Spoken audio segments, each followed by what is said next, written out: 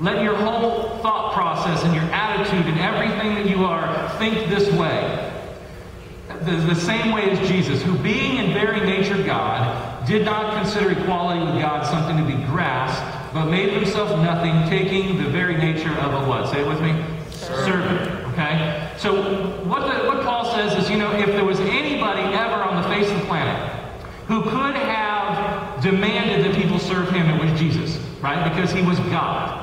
There's nothing higher than that. There's no status above that. He could have demanded people serve him, but he didn't. He set aside his divinity. He did not consider equality with God as something to be grasped, but made himself nothing and took on the very form of a servant. Do you remember the night before Jesus was crucified? He knew in like several hours he was going to be killed. Think about this for a second. If you knew that in just a few hours you were going to die, what would you... Don't answer. I don't even want to know. I really don't. Because I wonder though. What would we do? What would we do if we knew that in a few hours our life would be over? What did Jesus do? He got around the table, and he took off his outer garment, and he wrapped a towel around his waist, and he picked up a bowl of water, and he walked around to every one of his disciples and their stinking dirty feet, and he washed them. And he served them. And he said, this is what I want you to do. I want you to serve each other. This is a hard thing for us to wrap our head around, guys. There's a guy named Richard Stearns. He wrote a book called The Hole in Our Gospel. Richard Stearns is the president of World Vision. Any of you familiar with World Vision? You know this ministry? Richard Stearns used to be a CEO of a very, very big company. Millions of dollars. Lived in a huge house. Had everything. And he felt that God was calling him to sell everything and to give up his CEO and go and become the president of World Vision, which was a whole lot less money and a whole lot more going to foreign countries and serving children that didn't have anything. And he fought God for the longest time. If you read the book, it's an amazing book, The Hole in Our Gospel. And in the introduction to this book, he writes these words: what does God expect of us? What is God asking for, really, from you and me? Much more than church attendance, much more than prayer, too, more than belief, and even more than self-denial. God asks for everything.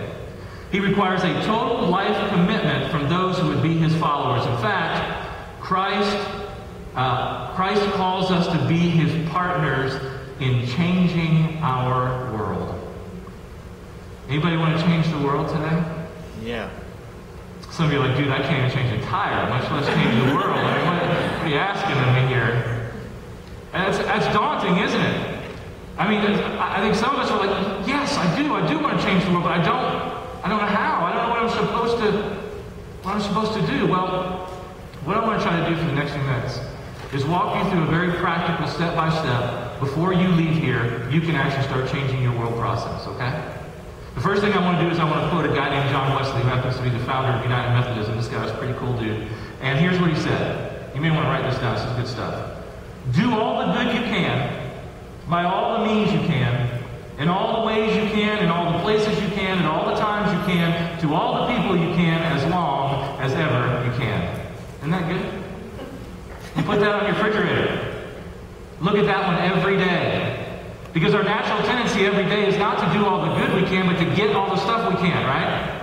To take as much as we can. John Wesley said, do all the good you can, by all the means you can, in all the ways you can, in all the places you can, and all the times you can, to all the people you can, as long as ever you can. That is some goodness right there. That's doing good stuff. You say, okay, well, how do I do that, John? Is there some kind of like goodness pill that I can take? Is there a drink, is there a beverage out there? Is there an app for that? What do I need to do? The first thing I think we need to do is we need to ask God for servant's eyes. We need to ask God for servant's eyes. And we need to see God differently, and we need to see people differently. How do you see God in the world? When you look around, do you see God in the world? Last month I talked about how big and majestic and amazing God is, and how he's this great creator and this amazing artist, and he is. He's very transcendent. But to use another theological term, he's also very immanent, which means he's very real and very right here and very in our world right now.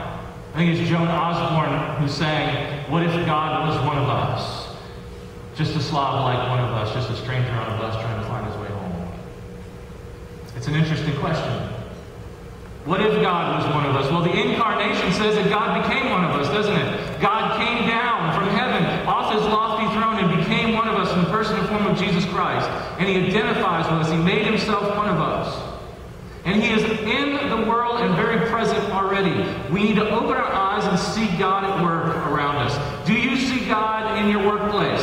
Some of you are like, God ain't in my workplace. Yes, he is. He is there. He might be sitting right next to the person you think he probably is not sitting near. But God is in your workplace. God is in your school. Those of you are like, he surely. Yes, he is. He is. He is in your school. And all we need is open up our eyes and see God at work. I love missionaries who say, we're going to Guatemala, we're going to take Jesus to those people. No, you're not. You're not taking Jesus to anybody. Jesus is already there. We just need to show up, find out what he's up to, and start participating in what he's already doing. How do you see God? Secondly, how do you see people? How do you see people? Man, if you just turn the news on, all you hear is banter and back and forth about these people and how those people are less than, and these people need to be, there's just this sense in our country and in our world of putting others, of like typing people and judging people and putting people in categories, and they're less than. Listen, Jesus saw all people exactly the same. To the eyes of grace, to the eyes of love, to the eyes of mercy. You are a person of value. I don't care who you are, where you've been, what you've done, what kind of life you've led. You are a person of great worth and value, and I love you. Do we see people that way?